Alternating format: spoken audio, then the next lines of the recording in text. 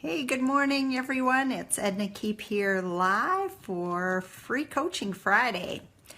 And once again, I keep getting asked this same question.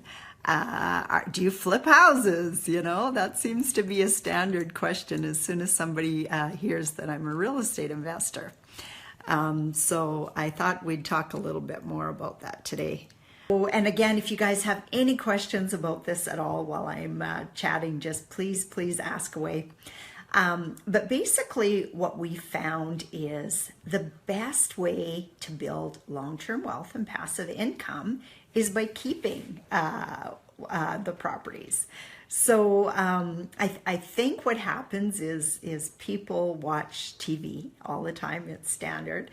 And there's all these reality shows about flipping houses, and it all looks so easy, and it looks so quick, and even the challenges they come up with are fixed really quickly, right?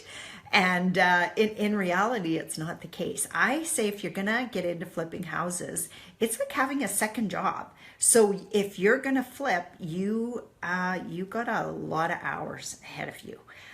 It's not like you just go in and hire somebody and get it all done. And I mean, you can hire people, there's no doubt, but you really got to know what you're doing. Because if you don't know your costs, you don't know your prices, you can get ripped off pretty easily. The other thing is you got to stay on top of those contractors, because if they take their time, then all of a sudden you're behind the eight ball, and you're not getting as much return on it. The other thing I see that happens is a lot of times people will get a property, they'll fix it up, everything will be going great guns.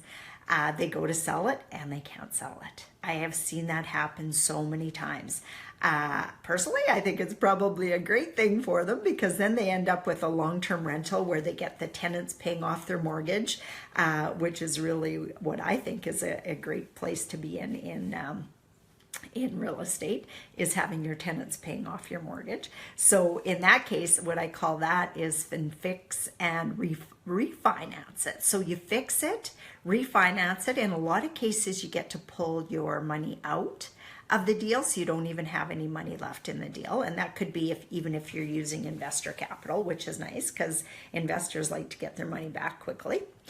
And then, so if you're forced into it, it might be a better thing for you. I understand the need for people to think about making some extra money here and there, and wanting to flip out the odd one. But even somebody who's in the full-fledged flip business should, maybe look at flipping 3 and keeping that fourth one for their long-term buy and hold if they're looking at houses.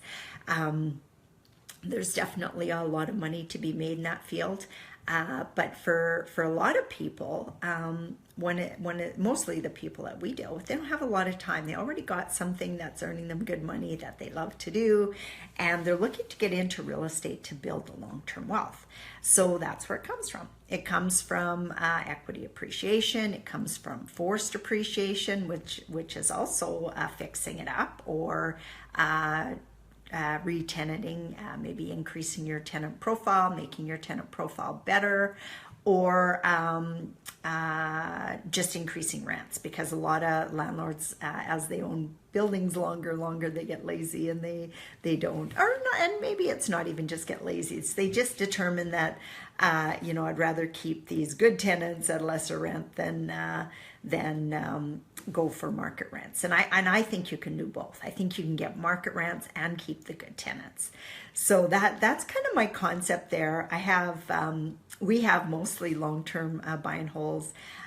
We did do one flip, and it wasn't even meant to be a flip. We had bought this house, and we renovated it and put a basement suite in it. And our plan was to just keep it ourselves and bring in a joint venture partner. And then and that's actually how it ended up. So be careful what you wish for. And what happened is a client of mine, also a friend, got hold of me one day, and he was looking for a place for his daughter to rent to go to school in Regina. And I said, hey, I know what kind of money you make. Why don't you think about this as opposed to getting your daughter a place to rent, because you're probably going to pay $600 to $1,000 a month. If she goes to school for 4 years, that's a lot of money, more than you'd pay for a down payment, because at that time we could get 5% down as a second home, and then get your daughter some roommates, and maybe she gets even to live for free. And then over the course of the 4 years, your property go up and sell it or keep it for the next child that comes along. So it didn't quite work out. A couple things is his daughter didn't stay in school, and then eventually moved in with her boyfriend. So that didn't work. Probably wanted to be out of parental control. You know how that works with teenagers.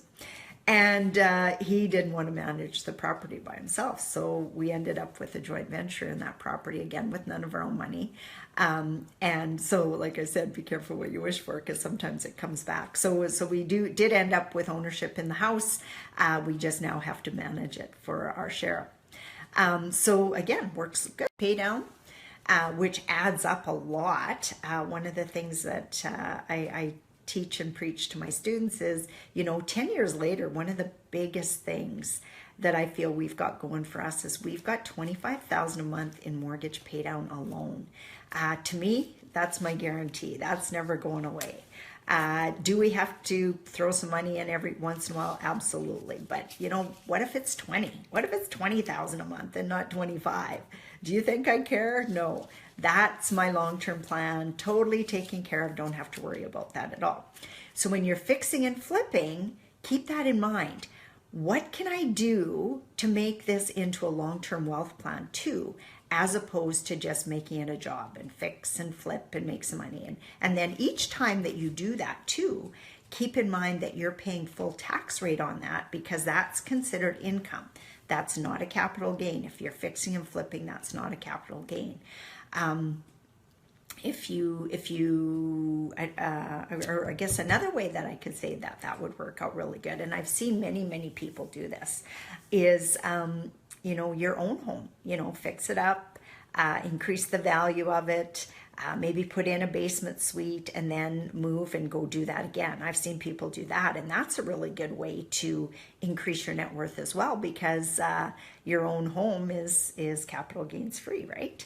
And so if you do that 2 or 3 times and you make $100,000 or $50,000, that really takes care of your own personal mortgage over a long period of time. So another good way of thinking. So is there any questions at all with what I've talked about? Is there anybody on here that's in the fix and flip game, who wants to argue with me on why it's so important to do that, or has their own ideas of why they're doing that? Or do I attract mostly people who are in the long-term game? I know it's definitely what I preach mostly, is people in the long-term game. No? Well, that's about all I have to say about fixing and flipping homes. So if you don't have any questions, I'm going to keep it a little short this morning. It's not a long topic. You either like it or you don't. You either want another full-time job, or you don't. I'm more into the passive investing and building the long-term wealth, but everybody's different. So anyway, have a really good day. Bye for now.